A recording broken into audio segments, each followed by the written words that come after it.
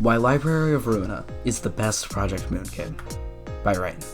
Also, if my voice is a little scratchy, I'm recovering from something, don't worry about it. Library of Ruina is the second game in the Project Moon franchise, and also my favorite game of all time. With that being said, I am incredibly biased, so take that into account with all of my arguments.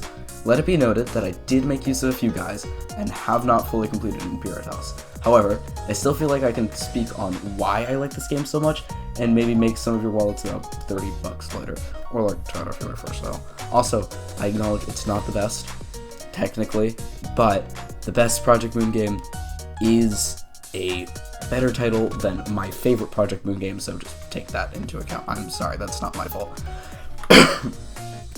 Library of Ruina follows our main character, pretty much, Roland, a washed-up grade 9 fixer who's wallowing in the dread and misery of city life.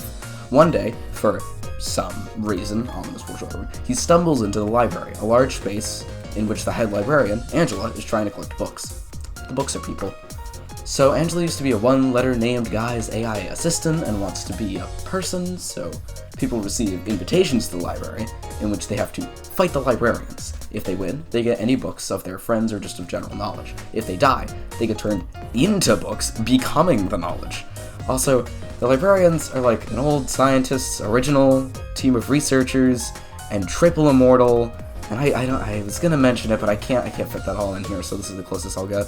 Anyway, through all of these invitations, we get insanely good world building. Oh my goodness. Honestly, one of the best aspects of the game. Whenever you invite a guest, you get to see a window into what they've been up to. And through this, not only can the viewers see the effects of the previous game, but also an insane amount of details that wouldn't be available otherwise. Seriously, it's a brilliant strategy to entice viewers into the world and characters, while keeping perspective refined to all that those in the library can see. It makes sense in lore, and is also just very cool.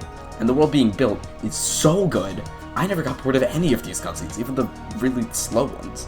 Speaking of guests, this game's roster of characters is excellent. The receptions and invitation mechanics means each gets plenty of time for development, even if they only show up for a single reception. And almost all that show up for longer, yes, this includes Philip, I will not take any more Philip slander, are not only more memorable, but executed near flawlessly. I could see almost all of the cast being favorites. Seriously though, the Philip slander, it needs to end. It followed him into another game somehow. Let my boy rest. Might be a hot take, I don't know. Ruina is the easiest Project Moon game to understand, right? The learning curve is done quite well, and you're eased into both deck building and combat. Now, mind you, it's not perfect. I will say it is still hard to learn, but it's the easiest and, in my opinion, the best. In Ruina, you control your librarian's speed dice, using specific pages to deal damage to, or clash with, enemies. Each page has a certain amount of die, which are rolled to determine clash values and damage dealt on unopposed attacks. I see this as the best parts of Limbus, but done in a manner that I find preferable.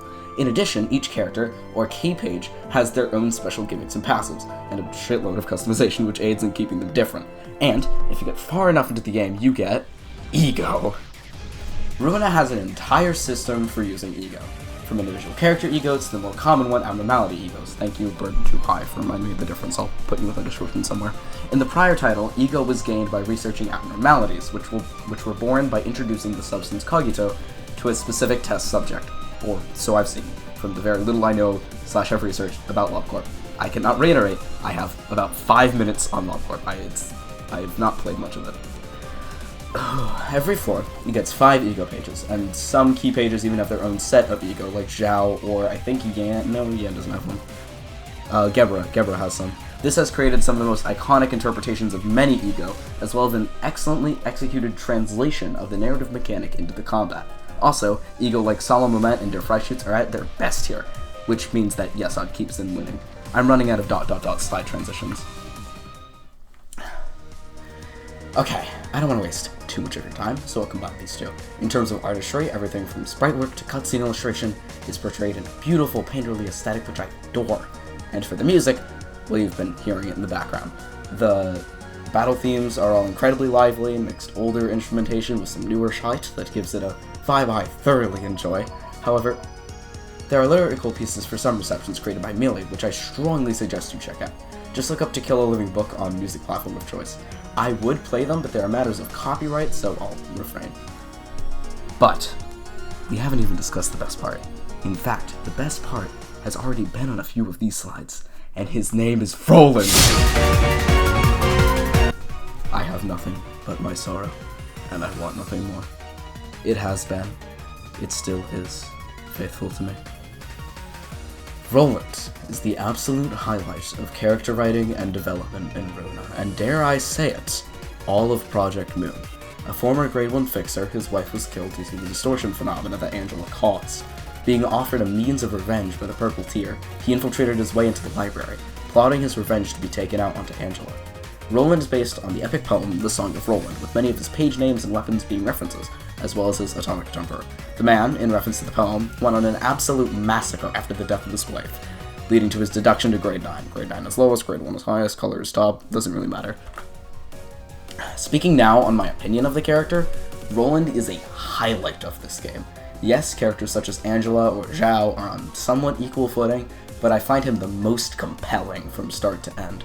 We get to see him thoroughly psychologically dissected, and his mentality may raise concerns in some even before the big reveal.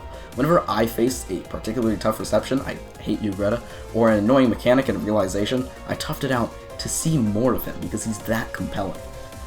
Also, he's just like really cool. Mechanically, you choose 9 pages, use a different weapon, and then once all of them are used, he gets a cinematic page called Furiosa, which uses all of them. If you're reading this slide, you've hopefully already played the game, but if you haven't, don't think this will ruin it. I went in knowing almost all of his arc, and I am still having a phenomenal experience. Don't let me ruin him, since after all, that is that, and this is this. In short, please play Library of Ruina. If my endorsement isn't enough, I encourage further research, as I am by no means a sole authority. If you're worrying about anything I may have spoiled, or not having played Lobotomy Corporation, please, I implore you to attempt anyway. Project Moon is the most valuable expenditure of my time that I've had in years, and Ruina was my introduction.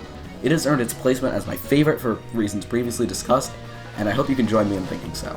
If you enjoyed this presentation, please press all of the funny number buttons, and if you disagree with me, or agree a tad bit strongly, you can comment, it boosts engagement. Anyway, have a nice night, and try not to get within a couple miles of any pianists.